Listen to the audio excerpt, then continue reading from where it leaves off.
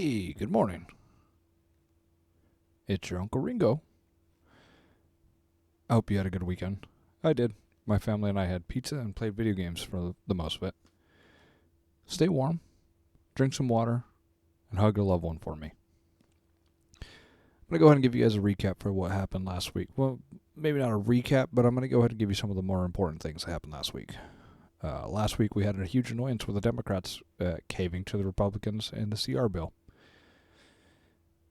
They had the ability to go ahead and hold up the Republicans and put up some boundaries on Elon and Trump and decided that it was just better to give in. So let's start off by naming the 10 Democrats that went ahead and gave the Republicans the power that they needed to go ahead and do what they did.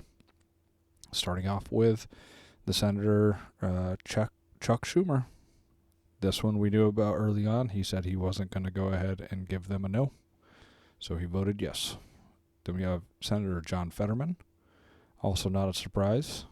And the rest of these senators I'm just now learning about, so I'm going to have to go ahead and research each and every last one of them. But we've got Senator Catherine Cortez Masto, Senator Brian Schatz, Senator Dick Durbin, Senator Christian Gillibrand, Senator Gary Peters, Senator Maggie Hassan, Senator Jean Shaheen, I apologize for that, and last, Senator Angus King. These Dems decided that kicking the can down the road to September would be the best option, and I believe that one of them even said that they hope that Trump would be even weaker than he is right now, even though polling-wise he is sinking faster than a rock in water. The issue here is that in September, the Republicans don't need any of the Dems to vote. If you heard that sneezer, that was Remy. So in September, whatever the Republicans put forward will end up getting put through. Republicans don't typically vote against their stuff normally. And this is an issue that we often see with the Dems. They tend to break because they don't seem to have spines. So what do we do in response to this? Well, for one, call your representative. If they voted to not let the Republicans' funding bill through, thank them. If they voted for the Republicans, let them know that you will not give them your vote and that you're going to talk to the people around you to work on getting someone else into their seat. They've lost the right to represent us, represent you, represent me, and represent all of your loved ones. One of the easiest ways to go ahead and do this is to go ahead and download the 5 Calls app. It's like a 2-button press, and it'll give you the phone number to call them. But if you don't want to go ahead and do that, I'm going to go ahead and give you the phone number to go ahead and call. It's 202-224-3121. And you tell the operator that you want to go ahead and contact your representative. If you don't know the specific name of the representative, they're going to go ahead and ask you for your zip code or your address. Give that to them, and they will connect you to the proper representative. You can also email your reps by looking them up online. And if you don't want to go through any of those routes, there's also faxing. If you don't have a fax machine, I would suggest going to your library to see if they have the ability to go ahead and do that. Little piece of good news that goes along with all this is that the Democrats are possibly looking to primary Alexandria Ocasio-Cortez against Schumer due to his actions, and she might actually be able to go ahead and do something about this. Now on to something that's personal, but will probably affect a lot of people that end up watching this. I recently received a letter from Michael Watley from the Republican National Committee. It's called the 2025 Trump Mandate Survey, and I'm going to read you some of it because it's something. Dear fellow American, President Donald Trump won the Electoral College and popular vote, and Republicans have won control of both chambers in the U.S. Congress. We have a clear, indisputable mandate to enact conservative reforms, policies, and priorities. I sent you the enclosed Trump Mandate Survey to get your feedback on pressing issues that President Trump and the Republicans in Congress will be addressing in the coming months. We want to hear from you today to help us push back on the Washington, D.C. establishment that is so vested in spending more insider backroom deals and more policies that benefit shrill special interests over the interests of all Americans. They want to block our Republican agenda and the will of the American people. which, interestingly enough, considering a lot of Americans have been saying, hey, we don't want you to go ahead and take our Medicare away. Social Security. Get Doge out of our government. Will of our people.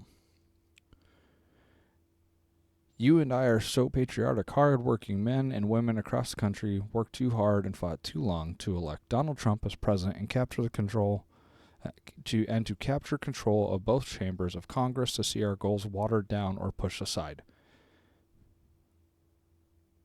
Your goals aren't being watered down or pushed aside. You guys are getting to go ahead and do everything that you want. And nobody is really, truly stopping you. We are just now starting to see judges going ahead and telling you, you can't do this and you can't do that. And the funny thing is that your leader, Trump, goes ahead and backs down really fast when he's told no.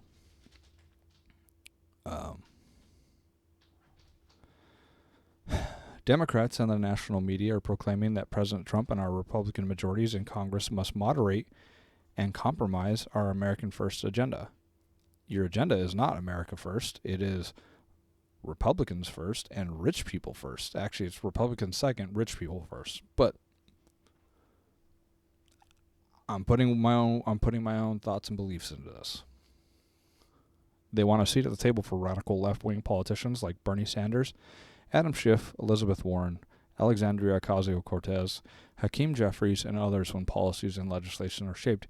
Yes, because it's good to go ahead and have other ideas and ideologies and other aspects involved so that you have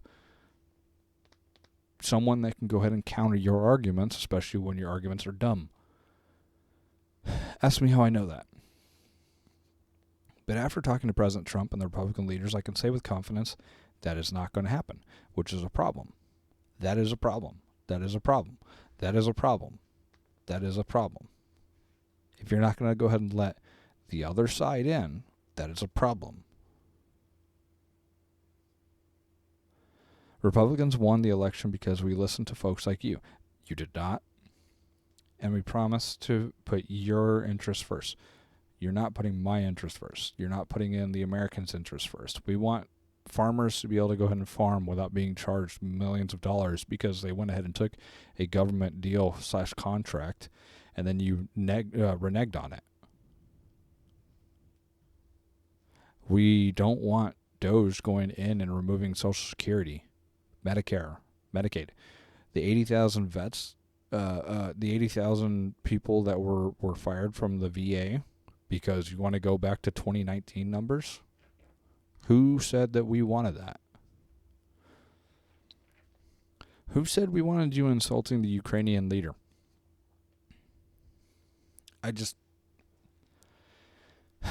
I want Main Street Americans like you to continue to have strong voices in everything Republicans propose and pass in Washington, D.C. We are determined to keep an open line of communication with our grassroots supporters. Probably, but I doubt they're going to go ahead and actually listen. This is why I'm asking you to participate in the enclosed Trump mandate survey. So, please take a few moments to complete the brief questionnaire and return it to the Republican National Committee in the pre-addressed envelope provided.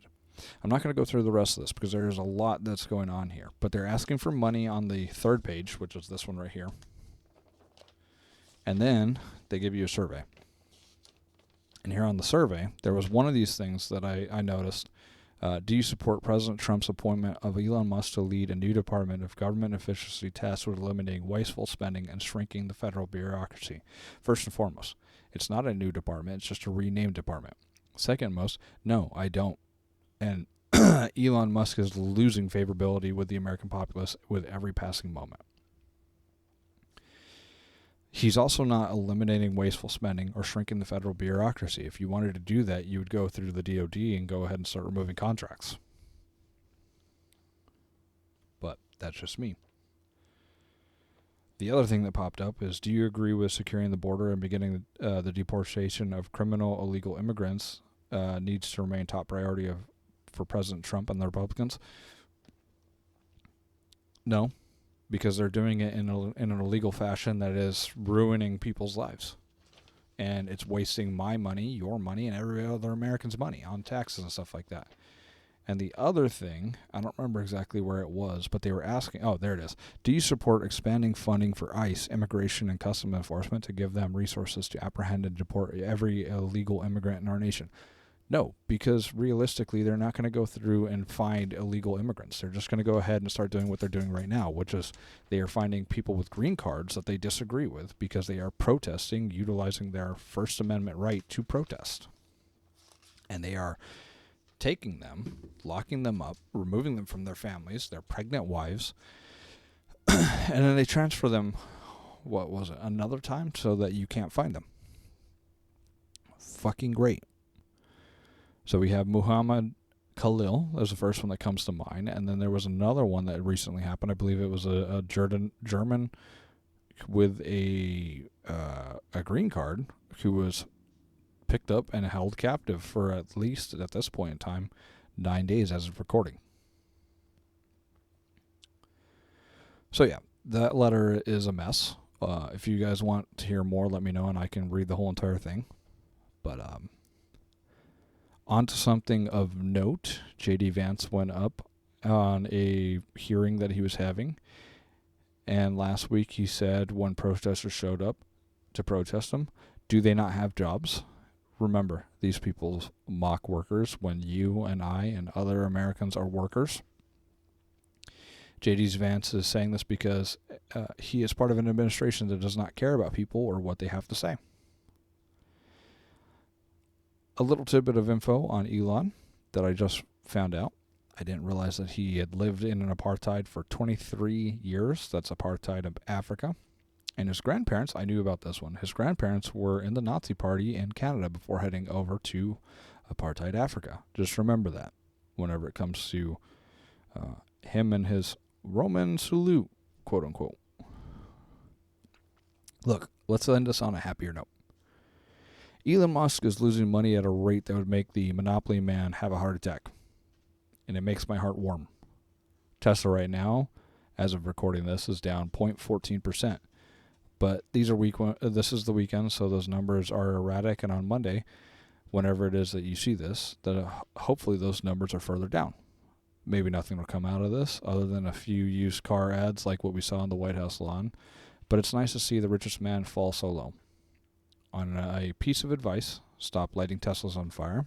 The lithium batteries cause caustic fumes to leak, and that harms firefighters, and firefighters are workers. We don't want to go ahead and harm firefighters. We are all in this together, okay? Throughout all of this. You, me, your uncle, your family members. I'm also your uncle, so I mean, I'm just putting myself in there twice. Solidarity and strength. Grow your community. Grow your friend group. Join a group. Go to votelabor.org. Join us. Learn about what we're trying to do. We're trying to go ahead and change the way things are done by going ahead and adding another party that's made by workers, for workers, by workers. Okay? Come over. Even if you're not working, if you're disabled, you're welcome. Everybody's welcome. Okay? Come on over. And closing notes for this are, fuck you, Ronald Reagan. You started a lot of this. I love you. Have a good day. Have a good week. Hug a loved one. Like I said, stay warm. Drink some water. VoteLabor.org. Bye, guys.